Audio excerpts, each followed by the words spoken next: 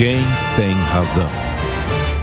Bom, para esse nosso debate já temos aqui o deputado Danilo Forte, do União do Brasil do Ceará, o deputado federal Carlos Jordi, do PL do Rio de Janeiro, e o economista Rogério Mori, professor da Escola de Economia de São Paulo, da Fundação Getúlio Vargas. Senhores, sejam todos muito bem-vindos. Deputado Danilo Forte, eu começo com o senhor. Nós tivemos um avanço gigantesco em relação à questão dos combustíveis. A decisão da atual equipe econômica com o governo Bolsonaro e o Congresso Nacional conseguiram, naquele momento, debelar a inflação dos combustíveis, que fez um estrago no mundo inteiro, e o Brasil saiu antes de todo mundo da crise.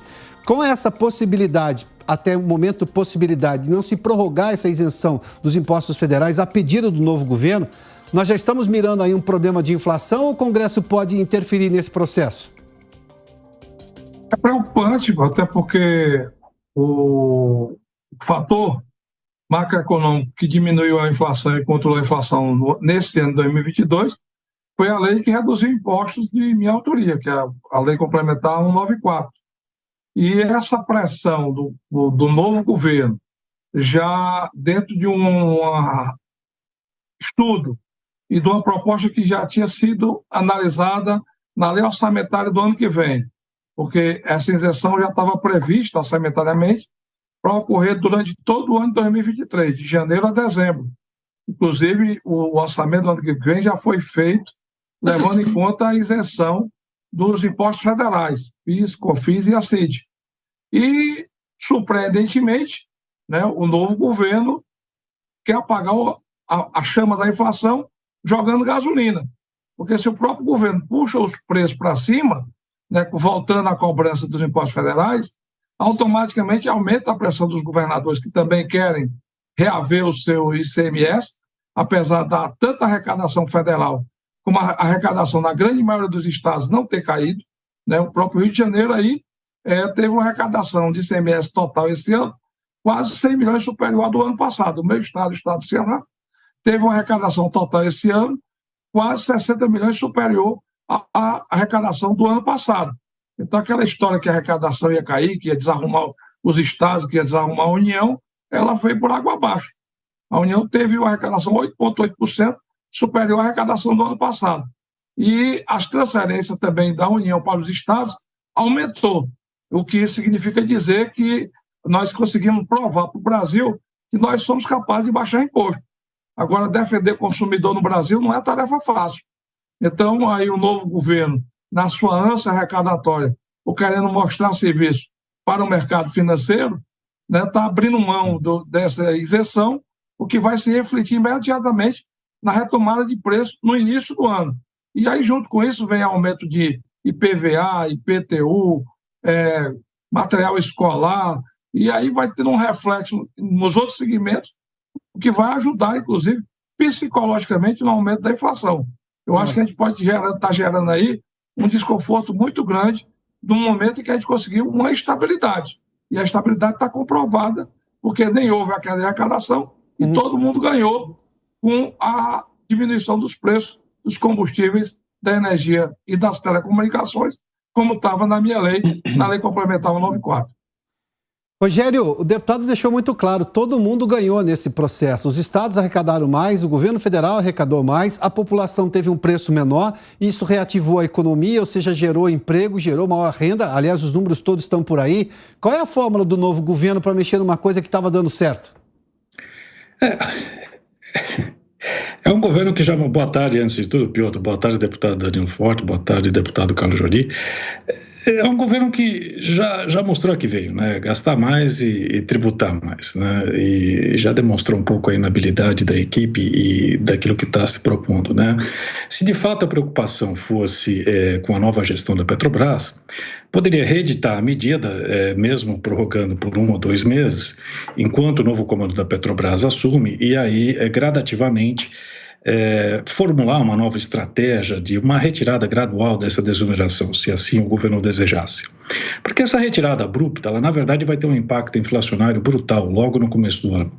Nós estamos falando aí de um impacto no IPCA mais ou menos da ordem de 0,67% em janeiro apenas. Tá? A inflação de janeiro ela pode chegar a 1% com essa brincadeira dessa desoneração. Nós estamos falando aí de um aumento na gasolina mais ou menos de 69 centavos, um aumento potencial. do diesel de 0,33, aliás, de 33 centavos e do etanol de 24 centavos. Isso daí dá um aumento no IPCA no ano, mais ou menos de 0,75% a 0,8%, que dá a inflação no ano que vem já vai a 6,7%, 6,8%. Pra vocês terem ideia, a inflação nesse ano, pelo IPCA, vai ser 5,6%. No ano que vem, a inflação já vai ser mais alta do que esse ano. O que significa que o Banco Central vai demorar ou talvez nem corte juros no ano que vem, por causa dessas brincadeiras que estão sendo feitas. Isso eu estou falando só do efeito de primeira ordem, porque quando você aumenta o diesel, quando você aumenta combustível, a energia, isso vai em toda a cadeia produtiva, toda a cadeia de consumo. Tudo isso leva a um efeito muito maior. Quer dizer, isso é um tiro no pé absurdo, tá, que está sendo feito logo na partida, mas obviamente o desenho desse governo, é gastar mais e tributar mais. Esse é apenas o primeiro passo daquilo que a gente vai ver nos próximos 4 anos daqui para frente. Deputado Carlos Jordi, vamos lá, o modelo estava pronto e estava dando certo. Dando certo a ponto de o governo arrecadar mais, embora tenha reduzido impostos. O próximo governo está falando em fazer reforma tributária, mas se for desse jeito a gente já não quer, melhor não mexer no que já existe, porque tende a ficar pior. Não, e interessante, está aqui o deputado Danilo Forte, que inclusive foi o redator da medida. Nós temos um caso que resolveu-se um problema com redução tributária. A gente não lembrava disso no Brasil a última vez que isso tinha acontecido. E a gente teve arrecadação maior. Em janeiro vai pintar saudade já, então, é isso? Do que já existia até 30 de dezembro e passa a não existir a partir de 1º de janeiro? Bom, boa tarde, Adalberto, Rogério, Danilo. Cumprimentar a todos que nos acompanham aí na Jovem Pan. Esse é um grande, mais um item dos pacotes de maldade, o pacotão socialista do governo eleito.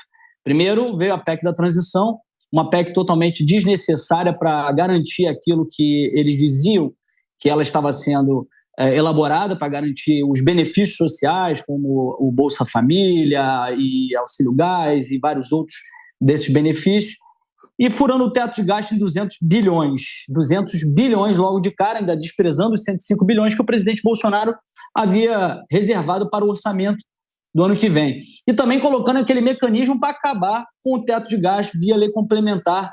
É uma ode à irresponsabilidade fiscal, o que prevê com esse governo que já sinaliza tantas medidas aí, de irresponsabilidade e de aumento de tributação. Mas isso também ela é uma medida que vem alinhada com a PEC da transição. Porque se há mais dívidas, né, uma PEC da transição que vem aumentando em 200 bilhões o orçamento, furando o teto de gasto em 200 bilhões. É óbvio que alguém tem que pagar por isso. Tem que ter aumento de impostos. Ele aumenta os impostos através de um mecanismo que estava dando certo e que gerou o controle da inflação nesse ano. O mundo inteiro sofrendo com uma alta de inflação por conta da questão dos combustíveis, fruto da guerra na Ucrânia. O governo Bolsonaro, e aí parabenizo aqui o Danilo Forte, deputado que fez o PLP 1822, estabelecendo o teto de 17% do ICMS, para que a gente pudesse conter o avanço aí do preço da gasolina e demais combustíveis, e ainda teve o governo federal zerando a alíquota dos tributos federais que incidiam sobre os combustíveis e o gás de cozinha. Aí ele quer zerar, ele quer voltar com a arrecadação. Por quê? O governo deixa de arrecadar 53 bilhões. 53 bilhões de reais deixam de ser arrecadados nessa brincadeira.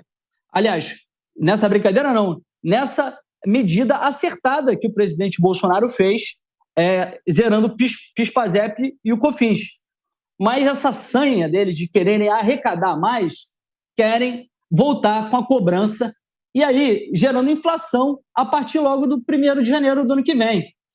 E o que nós percebemos é o seguinte, eles não têm nenhuma preocupação com o povo, né? Porque se aumenta a inflação, se aumenta o valor do combustível, é um efeito dominó. Aumenta também o preço dos alimentos, aumenta toda a cadeia produtiva.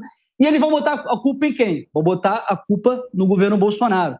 E o governo Bolsonaro foi muito acertado nesse aspecto, porque foi uma política liberal, essa política de ampliar a receita, reduzindo a carga tributária, porque faz com que a atividade produtiva consuma mais, produza mais, estabeleça aí cada vez mais recursos sendo injetados na nossa economia. E isso que está sendo vilipendiado pelo novo governo e demonstra que nós vamos ter aí 4 anos muito difíceis, porque ele nem assumiu e já está colocando a faca no pescoço do povo brasileiro. Vamos lá, eu vou voltar ao deputado Danilo Forte, porque, por exemplo, a questão do ICMS foi negociada com o Congresso. Mesmo qualquer redução tributária foi falado com o Congresso. Esse governo está chegando, já pede para voltar uma cobrança de impostos, aliás, de algo que estava dando certo com redução tributária. O deputado Danilo Forte fez menção aqui, isso está muito claro, mas sem falar com o Congresso. Não era o caso de se esperar a volta do Congresso no mês de fevereiro para discutir esse assunto? Porque me parece que este atual governo, eu estava fazendo aqui um texto de abertura hoje no programa, e eu falava que tipo de democracia teremos com esse futuro governo. Parece que não é conversando com o Congresso, está muito claro. Porque quando discorda do Congresso, vem uma decisão do Supremo Tribunal Federal liminar e atropela qualquer discussão no Congresso. Deputado Danilo Forte, dá para recuperar o poder da separação, a determinação da separação dos poderes e do que o Congresso acertou junto com o governo federal em relação à questão tributária dos combustíveis?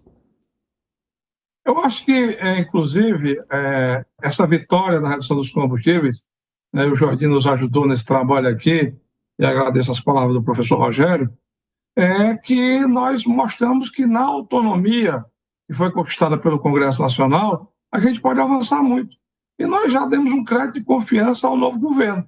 Quando você votou a PEC da transição, né, foi exatamente para amoldar o orçamento de 2023, a perspectiva que o governo que vai iniciar semana que vem, né, teria um crédito com o Congresso Nacional. E nós fomos surpreendidos ontem, né? Inclusive, eu fiquei muito preocupado. Hoje de manhã já tive até uma conversa com algumas pessoas do novo governo, né? Dizendo que não é assim que se começa uma gestão. Essa preocupação para quem vai fazer, inclusive, uma reforma tributária, que esperasse esse debate para a reforma tributária, já que quer começar o novo governo discutindo com a sociedade a PEC 45 ou a 110, né, que é a unificação dos tributos, e que todo o Brasil sabe que hoje um dos grandes empecilhos para o desenvolvimento do país, para a geração de emprego, de oportunidade, é exatamente essa quantidade imensa de impostos e essa confusão dessa malha tributária que nós temos. Eu acho que precisa, sim, e você tem razão, de mais diálogo, né? Eu acho que tem muitos interlocutores e pouca profundidade no que está sendo discutido. E nós não podemos ficar sendo surpreendidos, né, por essas medidas de um Ministério da Economia que nem começou ainda, né, que veio à tona e gerou já toda uma onda especulativa. Para você ter uma ideia, no meu estado, no estado do Ceará, de ontem para hoje a gasolina já subiu R$1. Aí estava pagando água em torno de R$ 4,70 no litro de gasolina e hoje já está na faixa de R$ 5,75. Porque isso aí nem é uma medida. Nem a medida foi tomada, nem as revendedoras tiveram o preço para repassar, nem os postos tiveram nenhum acréscimo de custo, mas o consumidor, a família brasileira já está pagando essa conta. E aí eu quero ver como é que fica, né, diante dessa situação, milhões de brasileiros que vivem disso. Né, os mototaxistas, os taxistas, os motoristas de Uber, que são pessoas, inclusive, que teve um momento até que foi gratificante para mim. Eu estava em São Paulo, um motorista de táxi olhou para mim e disse: o senhor é o deputado da gasolina, eu queria lhe agradecer. Eu estou economizando R$600 por semana. Esse ganho vai embora. Sim. E a atividade econômica diminui. Por quê? Porque é menos dinheiro no bolso do consumidor. Então eu acho que nós precisamos deixar de ser escravos dessa estrutura de impostos que nós temos e, ao mesmo tempo, nós precisamos parar de reclamar porque que o brasileiro deve tanto. Deve porque não tem dinheiro. O dinheiro vai embora. Menos Brasília, mais Brasil era o mote, inclusive, da equipe do governo Bolsonaro, ou seja, de retirar o peso do Estado. E mesmo assim o Estado conseguiu arrecadar mais, mas pela via saudável, que é com o crescimento da economia. Rogério, deixa eu ouvi-lo pela última vez, mas eu quero de novo. Que previsão você tem em relação à questão da insegurança jurídica? Porque, como disse o deputado Danilo Forte aqui, um governo que ainda não começou, de um Ministério da Fazenda que ainda não tomou posse, já está mexendo, a pedido, obviamente, para que volte um imposto que foi resolvido lá atrás e que trouxe ganhos para o país. De novo, a gente vai voltar com a história de um Estado poderoso para ficar dando bolsa para todo mundo e dizer que é bonzinho, é isso?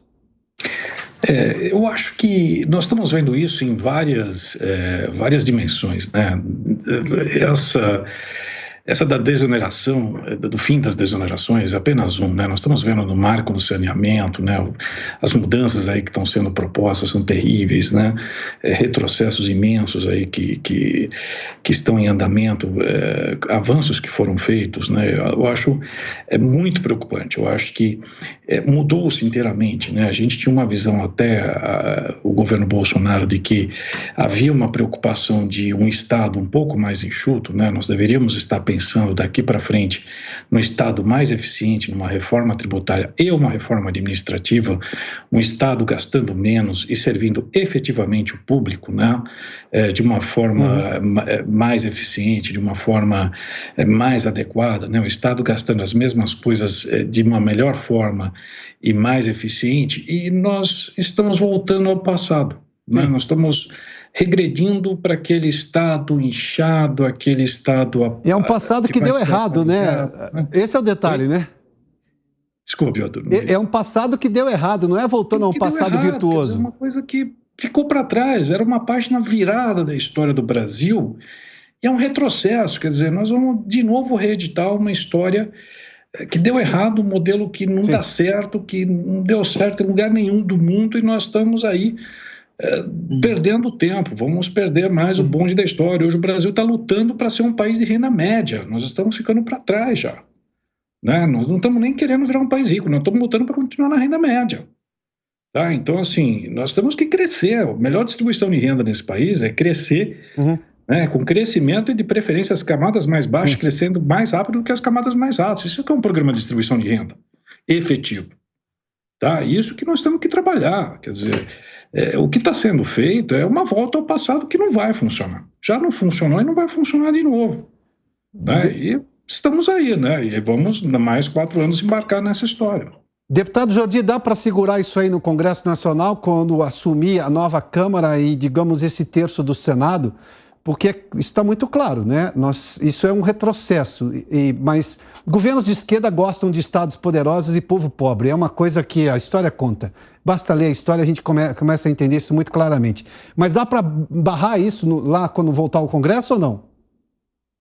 Olha, eu acho difícil, né? Hoje nós temos um STF que se julga poder moderador, um poder acima de todos, um poder que, caso a Câmara ou o Senado não esteja alinhado com o atual governo, o novo governo, o governo supostamente eleito, eles vão lá e tomam decisões dizendo que isso vai ser garantido ainda que não haja previsão orçamentária, ou seja, estando fora do teto de gastos. Eu estou dando um exemplo recentemente da questão da PEC da transição, aquela ameaça de Gilmar Mendes. E num caso como esse, dificilmente nós vamos conseguir ter alguma atuação, até porque nós temos hoje um presidente supostamente eleito que já mostrou como vai ser a sua atuação, como será o seu modus operandi, comprando o Congresso. Ele é um encantador de serpente, comprando o Congresso da forma que fez lá atrás, com o mensalão e diversos outros tipos de mecanismos espúrios. E isso é realmente muito preocupante, é um retrocesso, como disse o Rogério, um retrocesso enorme ter sido esse ladrão ter sido eleito no nosso país. Até porque nós estávamos com um presidente que vinha com medidas totalmente acertadas, privatizações, medidas que estavam fazendo o país vencer, prosperar, como a questão dos combustíveis, vencendo a inflação. A nossa inflação chegou a ser a 4ª menor do G20. Nós fomos um dos primeiros países a vencer isso no mundo. E agora vem uma medida como essa para poder estar solapando tudo isso que foi construído pelo governo atual. E ainda vem o Haddad dizer que vão esperar para ver qual vai ser o indicado para a Petrobras. E aí, qual é o recado que fica com isso? Que eles vão fazer política de preços, política de represagem de preços, como fez o governo Dilma. E aí você viu o que aconteceu com o nosso país. Inflação, juros altos, desemprego, quase a bancarrota. E é isso que nos preocupa muito a partir do ano que vem, que nem começou e já tem 2 medidas aí que levam o país realmente a uma grande preocupação, insegurança jurídica, com toda essa irresponsabilidade fiscal e aumento de tributos.